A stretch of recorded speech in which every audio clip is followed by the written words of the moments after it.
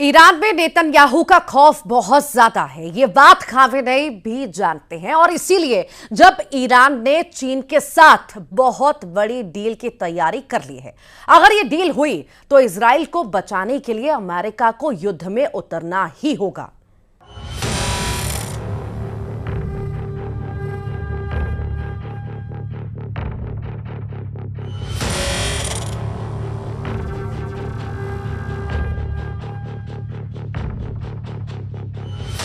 Iran को खत्म करने के लिए ट्रंप का एटमी प्लान एक्टिव हो चुका है। क्या खामनेई का तख्ता पलट होने वाला है? ऐसा हम इसलिए कह रहे हैं क्योंकि 405 दिन से इजराइल 7 फ्रंट पर जंग करने में जुटा है। इस जंग में अगर सबसे ज्यादा खतरनाक और ताकतवर इजराइल का दुश्मन ईरान पर 2 बार भारी पड़ चुका है। इजराइल पर किए गए ईरान के 2 हमलों के बाद इजराइल से लेकर अमेरिका तक खुफिया रिपोर्ट्स में अब ये दावा किया जाने लगा है कि जब तक ईरान के सुप्रीम लीडर 85 साल के अली खामनेई बने रहेंगे तब तक ईरान को हराना इजराइल के लिए नामुमकिन है। यही वजह है कि अब डोनाल्ड ट्रंप ने राष्ट्रपति चुनाव जीतते ही ईरान के खिलाफ अपना एटमी प्लान एक्टिव कर दिया। हम आपको समझाने की कोशिश कर रहे हैं कि कैसे ईरान के सुप्रीम लीडर ट्रंप और नेतन्याहू के एटमी प्लान में घिरते जा रहे हैं।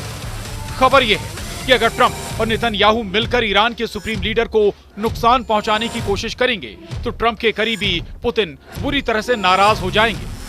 ट्रंप ऐसा बिल्कुल भी नहीं चाहते, इसीलिए अब संयुक्त राष्ट्र के परमाणु निगरानी प्रमुख राफेल ग्रोसी ईरान पहुंचे और ईरान पर दबाव डाल रहे हैं कि वो किसी भी तरह के एटमी हथियार भूलकर भी ना बनाए।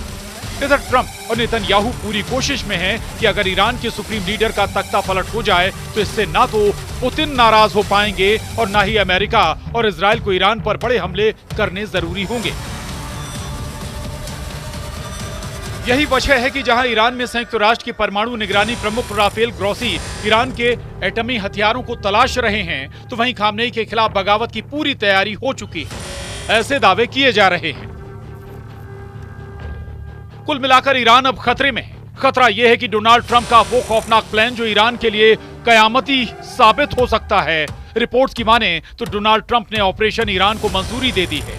बताया जा रहा है कि इसकी कमान इजराइल के प्रधानमंत्री बेंजामिन नेतन्याहू के हाथ में होगी। हमले के अलावा इस बार खामनेई के तख्ता पलट की भी चर्चा है। चुनाव के दौरान ट्रंप ने वादा किया था कि वो मिडिल ईस्ट में चल रहे युद्ध को खत्म करेंगे, लेकिन ऐसा होता नहीं दिख रहा है। जीत के बाद बनी ट्रंप की टीम में ज्यादातर लोग इजराइल की नीतियों के समर्थक हैं। नेतन्याहू भी चाहते हैं कि ईरान के तीसरे हमले से पहले खामनेई को ईरान से हटा दिया जाए ताकि ईरान की तरफ से परमाणु हमले का खतरा खत्म हो जाए। लेकिन इधर ट्रंप के एटमी प्लान पर धमकी देते हुए ईरान के सुप्रीम लीडर अली खामनेई हाथ उठाकर इजराइल पर तीसरी बार बड़ा हमला करने की कस्में खा रहे हैं। ईरान के छात्रों, टॉप कमांडरों, अफसरों के बीच एक बार फिर से इजराइल और अमेरिका को सीधी धमकी देते हुए दिखाई दिए। 85 साल के अली खामनेई का कॉन्फिडेंस देखते ही बन रहा था। सख्त तेवरों के साथ खामनेई ने 2 टूक कहा है कि ईरान इजराइल और उसका साथ देने वाले अमेरिका के ठिकानों पर हमला जरूर करेगा और इस हमले को दुनिया की कोई भी ताकत रोक नहीं पाएगी। ईरान के सैन्य ठिकानों और 5 नागरिक इजरायली हमले में मारे गए हैं और अब ईरान पर हमले की बारी है। खामनेई ने धमकी देते हुए साफ साफ कहा है कि ईरान इजराइल पर तीसरा बड़ा हमला करने जा रहा है। ईरान के कुछ करने से पहले इजराइल के खास दोस्त बने रहे अमेरिका पर ईरान समर्थित हूती विद्रोहियों ने हमला कर दिया है। यमन के हूती विद्रोहियों ने सोमवार को लाल सागर में 2 अमेरिकी युद्धपोतों को निशाना बनाया। इस दौरान ईरान के समर्थित हूती विद्रोहियों ने युद्धपोतों पर कई मिसाइल और ड्रोन हमले किए। अमेरिकी रक्षा मंत्रालय ने बुधवार को इसकी पुष्टि की। रक्षा मंत्रालय के प्रेस सेक्रेटरी पेट राइडर ने बताया कि युद्धपोतों पर यह हमला लाल सागर में बाब एल मंदेब खाड़ी से गुजरते समय किया गया। मंत्रालय ने बताया कि यूएसएस स्टॉकडेल और यूएसएस स्प्रुअन्स पर हुए इस हमले को नाकाम कर दिया गया। पेट राइडर ने कहा कि हमले के लिए कम से कम 8 drone, 5 anti ship ballistic missile और 3 एंटी शिप क्रूज मिसाइल का इस्तेमाल किया गया था।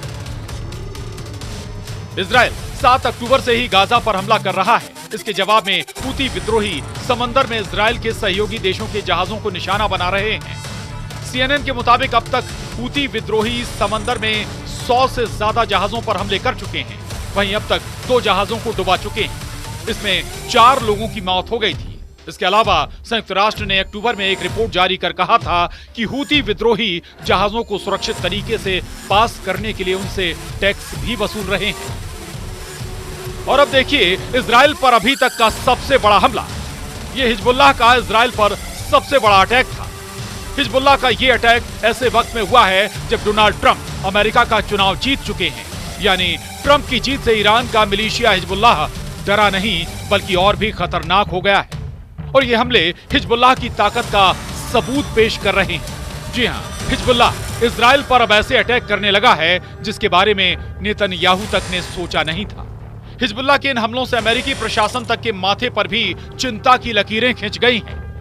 इजराइल के लिए यह हमला चौंकाने वाला था, क्योंकि आमतौर पर हिजबुल्लाह इजराइल पर हमले के लिए रॉकेट्स का इस्तेमाल करता था, लेकिन इस हमले के लिए हिजबुल्लाह ने इजराइल के हरकिया बेस को तबाह करने के लिए पूरी की पूरी ड्रोन स्क्वाड्रन ही उतार दी।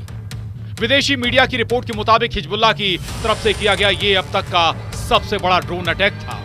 विदेशी मीडिया का यह भी दावा है कि हरकिया बेस पर अटैक के लिए हिजबुल्लाह ने सुसाइड ड्रोन का इस्तेमाल किया था।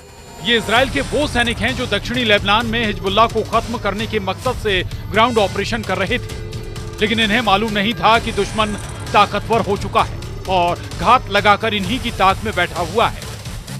इजराइल डिफेंस फोर्स को खबर मिली थी कि बॉर्डर पार के गांव में हिजबुल्लाह के लड़ाके छिपे हुए हैं।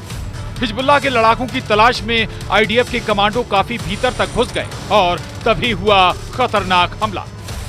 अब सवाल उठता है कि ईरान की तरफ से दी जा रही हमले की तीसरी धमकी, हूती विद्रोहियों के हमले और हिजबुल्लाह के इतने बड़े हमले से इजराइल और अमेरिका इतने ज्यादा खौफ में क्यों हैं? ईरान की ये मिसाइल सुनामी इस वीडियो में जॉर्डन के ऊपर से गुजर रही है। वीडियो में दावा किया गया है कि ईरान ने 200 नहीं बल्कि 200 से कहीं ज्यादा मिसाइलों से इजराइल पर हमला किया था।